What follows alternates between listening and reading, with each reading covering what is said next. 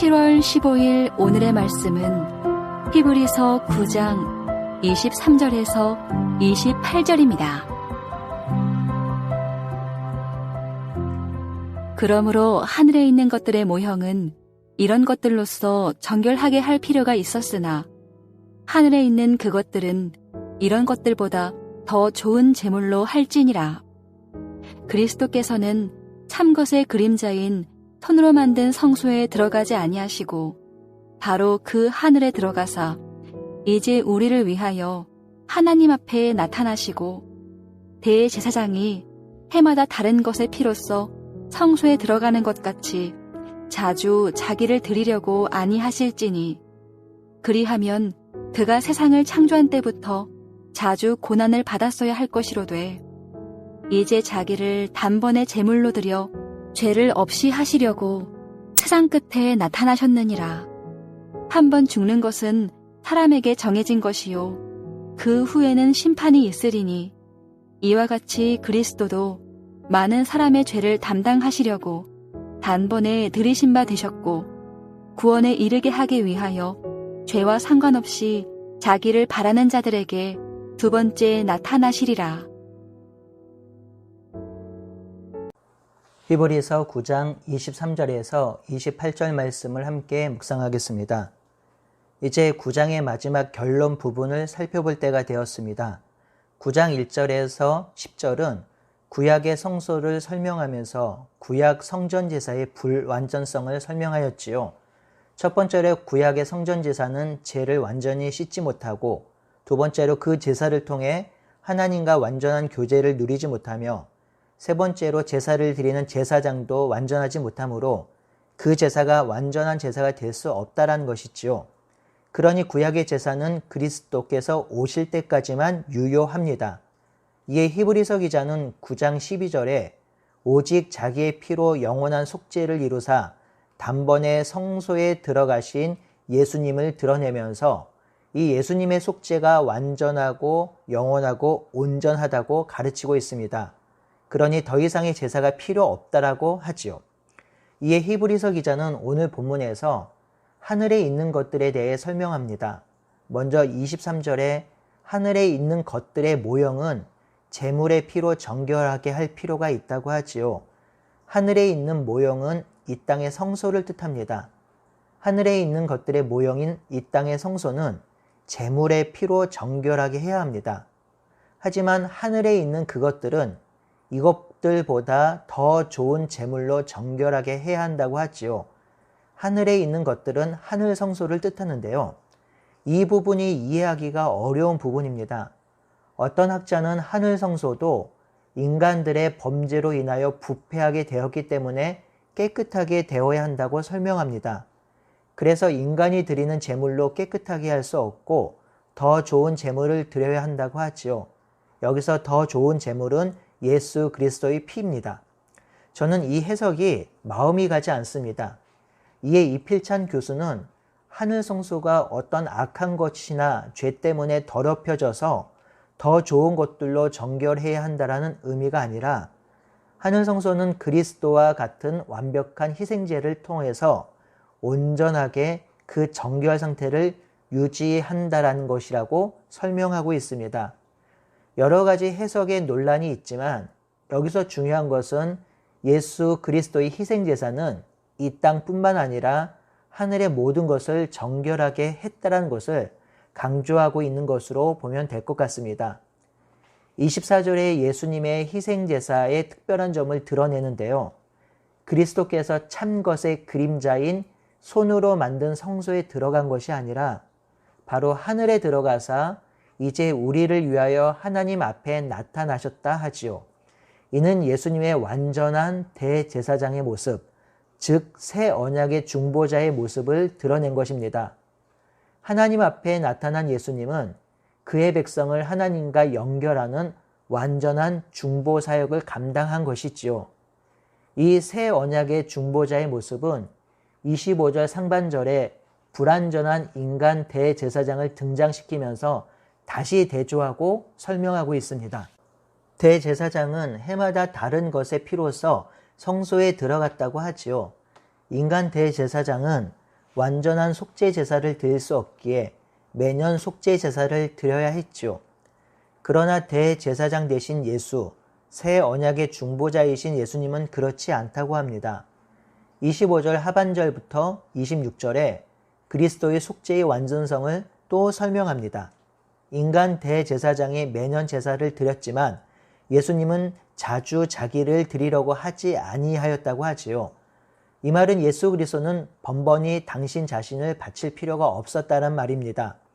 인간 대제사장은 매년 속죄를 위해 제사를 드렸지만 예수님은 하늘 지성소에 들어가심으로 완전한 속죄를 이루셨다라는 것이지요. 26절도 부연하여 설명합니다. 만약 예수님의 속죄가 완전하지 않았다면 창조 때부터 여러 번 고난을 받아야 했다라는 것이죠. 하지만 지금 예수 그리스도는 이 세상의 끝에 나타나셔서 단 한 번 당신 자신을 희생제사로 드리심으로 완전한 구원을 이루셨다고 하지요. 예수님의 희생제사는 반복적으로 이루어진 것이 아니라 한 번에 단번에 끝났음을 강조합니다.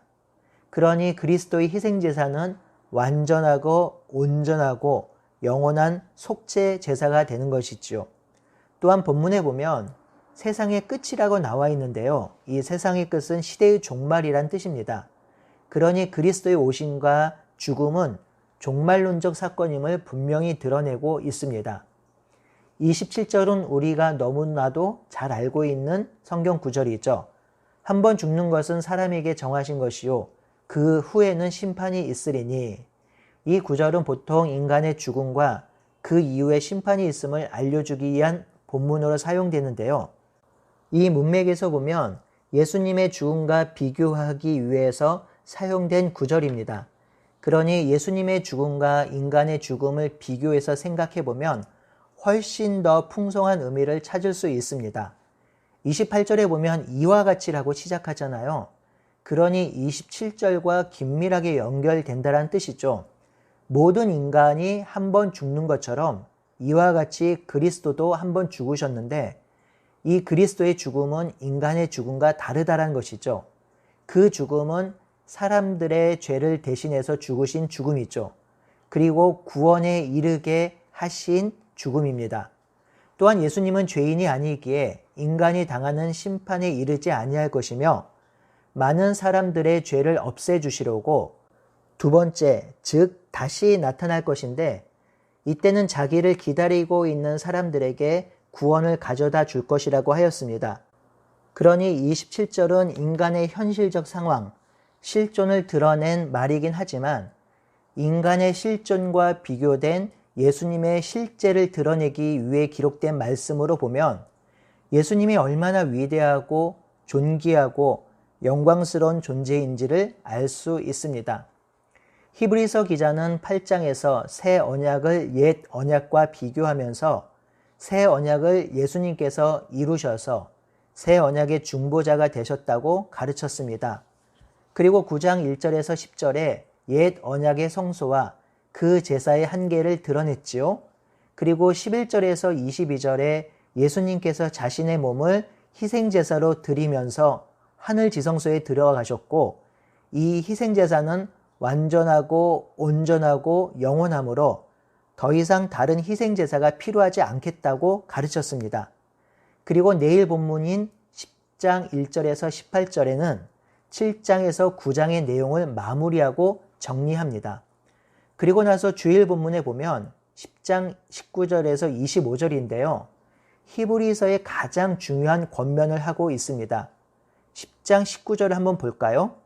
그러므로 형제들아 우리가 예수의 피를 힘입어 성소에 들어갈 담력을 얻었다고 하지요.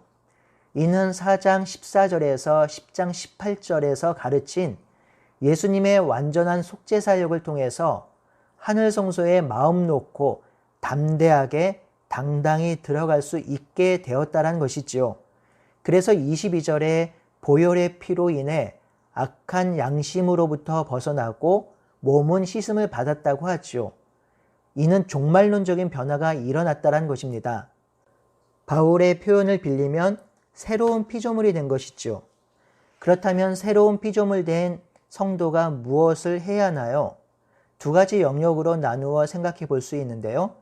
하나는 하나님과의 관계이며 또 하나는 성도의 관계 속에서 찾을 수 있겠습니다.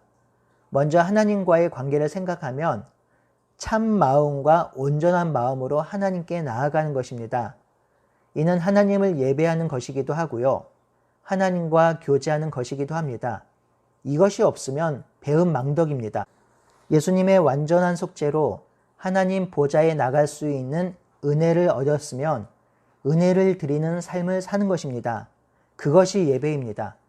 그리고 나서 히브리서 기자는 우리가 믿는 도리의 소망을 굳게 잡자고 하지요.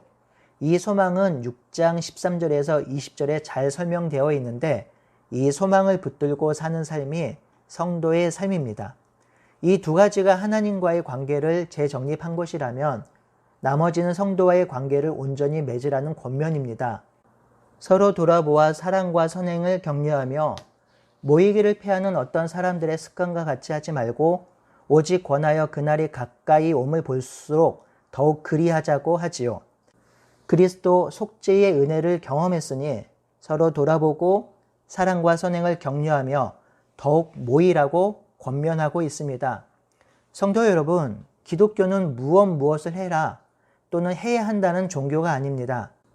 우리가 새로운 존재가 되었으니 새로운 존재로 살아가는 종교입니다. 그러니 우리가 해야 할 것은 의무가 아니라 은혜에 대한 반응이며 감사의 행동입니다. 그러니 오늘 하루 우리가 어떤 존재였는지를 묵상하고 또한 어떤 은혜를 받았는지 기억합시다. 그리고 그 은혜가 우리를 견인하고 하나님의 사랑이 우리를 인도하시도록 우리를 삼위 하나님께 내어드리는 오늘 하루가 되기를 바라고 소원합니다. 아멘.